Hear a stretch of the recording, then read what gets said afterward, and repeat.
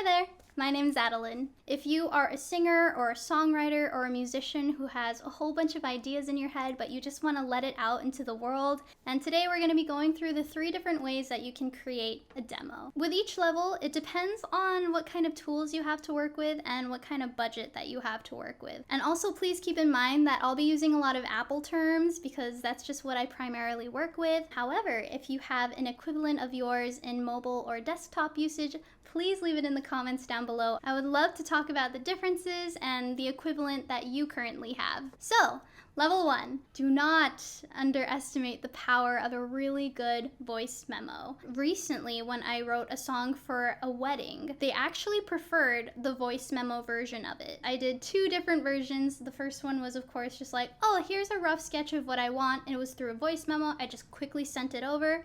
And then she's like, I like it a lot. And so I was like, okay, I'll go make a more produced version. I did different effects on it, and I added backup vocals. And then she's like, you know what? I actually like the first one better. That only took me like 10 minutes to make. That's the song that she ended up using for her wedding. And the most important thing was that the idea that I had came across. And that's what a good demo accomplishes. I guess we should probably cover our bases. So the definition of a demo is just music that can demonstrate the capabilities of a musical group or a performer in preparation for the actual full recording.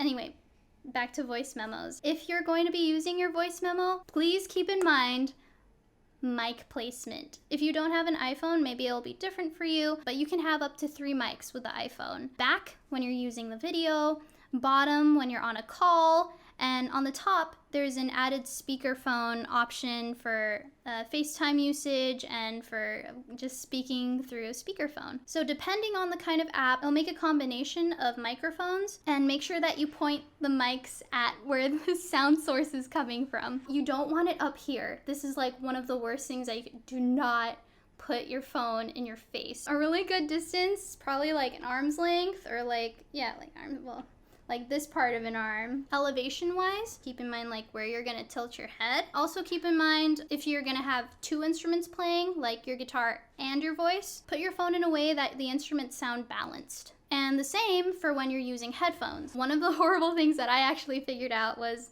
when you're singing it like this and you have hair, there's a lot of rustling going on. Take their microphone like this, put it in a place where your voice naturally sits, where you would have a human being like sit with you, or like a dog sit with you. Also pro tip, if you don't have voice memos and you have your desktop instead, you can use QuickTime as well. It has the same functions. Also keep in mind the mic placement of your laptop. It'll be on the left side. Level 2, Garageband. Alright, so now you want some like instruments behind you. The app is actually pretty intuitive, both on desktop and mobile. So let me just show you some key features, that way you can get started. These are native instruments. You're able to pick chords and then just like click and slide, and it's pretty intuitive. I love this. I could only find it on the mobile app. Another key feature for GarageBand is Apple loops. So there's this free library that you're able to get sounds and then drag them into your GarageBand. My sister did some demos with it and it sounds phenomenal. Please keep in mind that sometimes other people use those loops. I think it was Avicii, he used the same sample that I used. I didn't have enough overlaying instruments. YouTube algorithm caught it and was like, hey, this is a copyright, even though it was a free Apple loop. So something to be wary of, but Apple Loops is an amazing way to go, and it's also really funny that even professionals like Avicii use Apple Loops. Another really cool thing is the Drummer program. The Drummer app is amazing. It has all of these different genres that you could use. I love going through all of them and finding the different sound kits, the different rhythms that they have, adding all of these different like parts of the kit, and it's a really fun way to like get lost. I was raised as a drummer, so I love this feature. Another thing that you can add on to GarageBand is vocal filters. It has more reverb on it. The vocal filters are an amazing way to make your voice not sound like a phone recording. Another really cool thing that I love are the instrument filters. So I have used a ukulele on one of my recordings, and then I was like, you know what?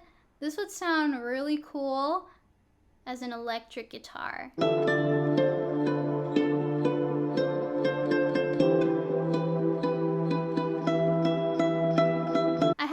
lot of fun with GarageBand. It is so amazing and it's free, and the mobile app is just phenomenal. Now for our very last level, this is Logic Pro. Now you take everything that you learned from GarageBand and you put it into this new Logic Pro. When you first look at it, it looks exactly the same. Make sure that you check mark the advanced features, otherwise it's going to look exactly the same. A couple of the key features that I love about Logic Pro. Number one, and this is the main reason why I bought Logic Pro, is because of the take folders.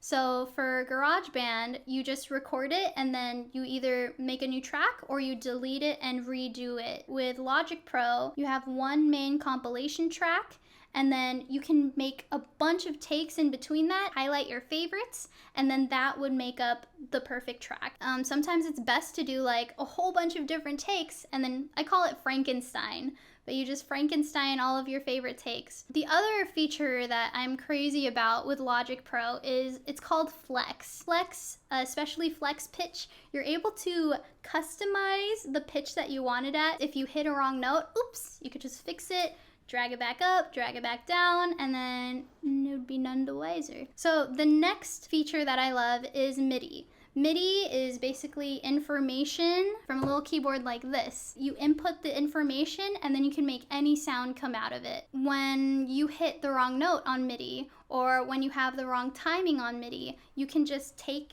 each part and then you can quantize it. So quantizing makes sure that it all fits inside the pockets, everything is on time. It's really simple, really easy. You can literally draw in your instrument parts. If you don't know how to play, but you know how it could sound like, bam, MIDI. Another really cool thing is you're able to customize the key commands and shortcuts, so that way you can like change it yourself.